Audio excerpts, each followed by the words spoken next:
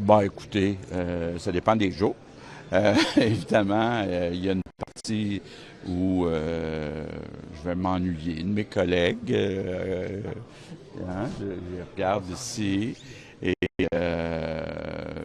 bon, par contre, j'ai du rattrapage à faire à la maison. Là, j'ai déjà mon épouse qui me sédule des voyages. Là. Puis, ben c'est ça. J'étais hier dans l'Assomption. Je veux aussi peut-être trouver une façon de contribuer à faire connaître les entreprises. Puis, quelle belle entreprise qu'on a ici comme Jeffo. Fait que je sais pas ce que je vais faire.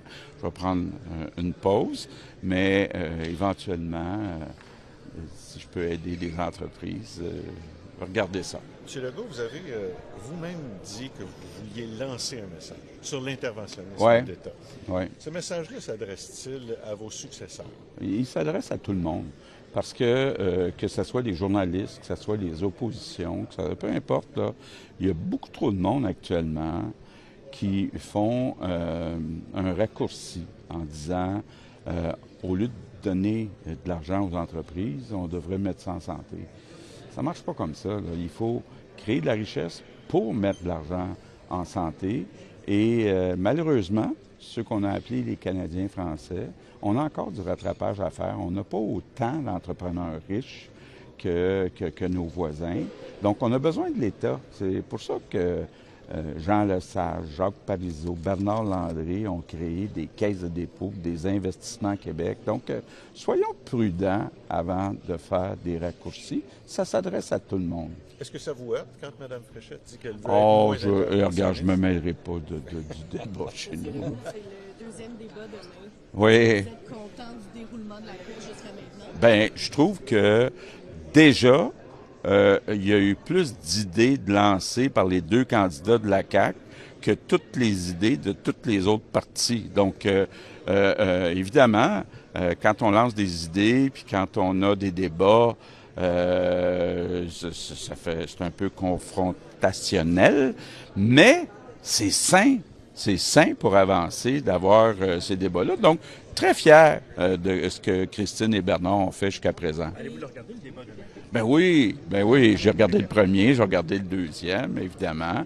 C'est un peu comme mon bébé, la CAQ, fait que c'est sûr que je vais m'y intéresser, mais je veux pas en même temps m'en mêler. Là, je veux qu'ils volent de leurs propres ailes. Sur le PDG d'Air Canada qui s'est excusé, vous avez demandé sa démission.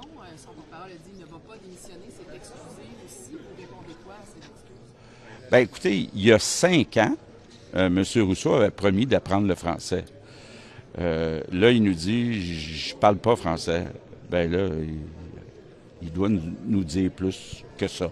Tu sais, c'est pas acceptable après 5 ans.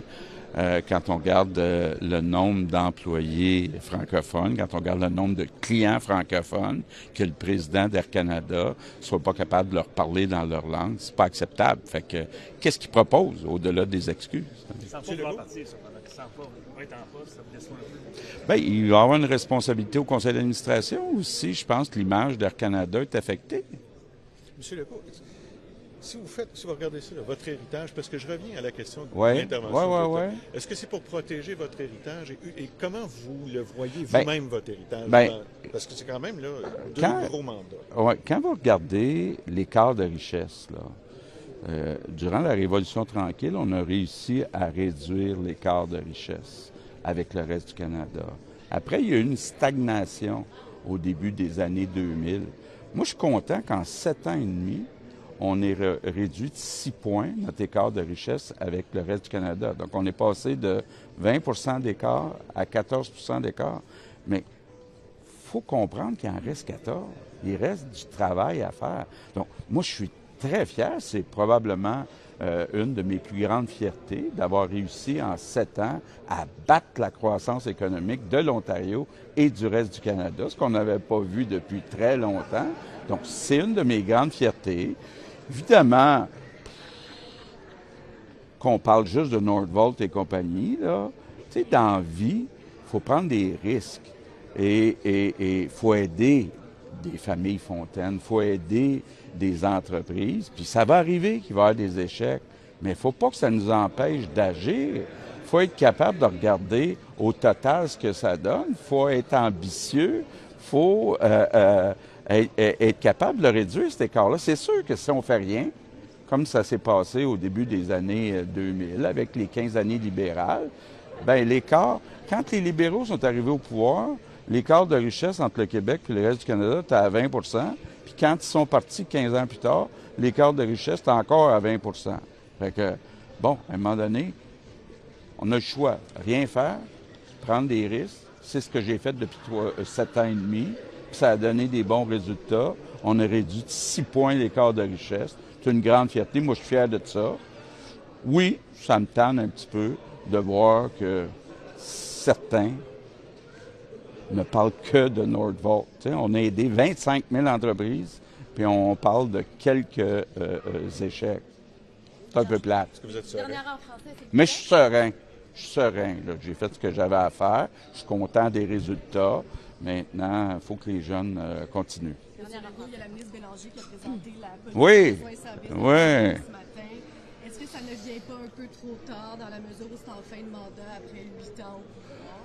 Bien, écoutez, depuis 25-30 ans, tous les rapports disent tous la même chose, incluant entre autres le rapport Clair là, de Michel Clair, qui était très bon, qui dit « Si on veut régler les problèmes du réseau de la santé, ça passe par la première ligne. » Fallait d'abord changer le mode de rémunération des médecins de famille pour que 50 % ça soit payé par patient pris en charge. On a réussi à atteindre ça. Maintenant, tout est possible. Puis les CLSC devraient être la porte d'entrée de la première ligne et ça n'empêche pas d'avoir des GMF aussi dans des cliniques privées. Mais moi et Sonia, là, on est à la même place. Puis j'espère que les Québécois vont comprendre qu'ils sont très chanceux d'avoir une ministre de la Santé aussi compétente que Sonia Bélanger. En anglais, s'il vous plaît. Yes! La seule anglophone ici, je pense. All right! Ah, perfect, ok. Mais elle parle français. Ben,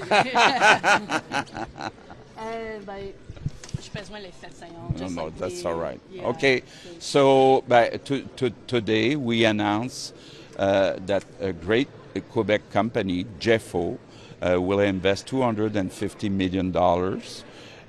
Will have a loan from Investissement Québec and the Quebec government of $120 million. $10 million can be transferred in a grant if they really create 150 jobs. Why it's a great company? Because they export their product in more than 80 countries. 75% of their exportation are outside of Quebec, and with this project, it will be raised to 95%. So, and only 12% of exportation go to United States. So I would like to have 10, 20, 30 companies like Jeffo. So I'm really proud of what they're doing. And when I see robots and all the equipment from Rivière-du-Loup, Premier Tech, installed in this plant here, I'm very proud to be a Quebecer. A few weeks ago, we were at another announcement with Mr. Boulay, same kind of investment. You mentioned the importance of Quebec staying a rich province. Yeah. Why is it important to keep investing and stay competitive? Okay. For all kind of reasons, and I won't start to explain the history of Quebec and religion and Catholic religion and everything, but it's a fact. For many, many years, Quebec didn't invest as much in companies as our neighbors. So that's why people like Jean Lesage, Jacques Parizeau, Bernard Landry created the Caisse de dépôt Investment Quebec. And it's important to keep on helping companies. First, we've been able during the last 7 years to reduce the difference in the GDP per capita between Quebec and the rest of Canada from 20% to 14%. But we still have 14%. And we have not to be naive. The Fontaine family told me that every week they get some offers from Americans, from Europeans, from Asia to buy the company. We need to protect and keep our headquarters. We don't have enough. So it's important that the government of Quebec still be involved, helping companies growing more than ever. C'est bon? Merci. Je m'excuse.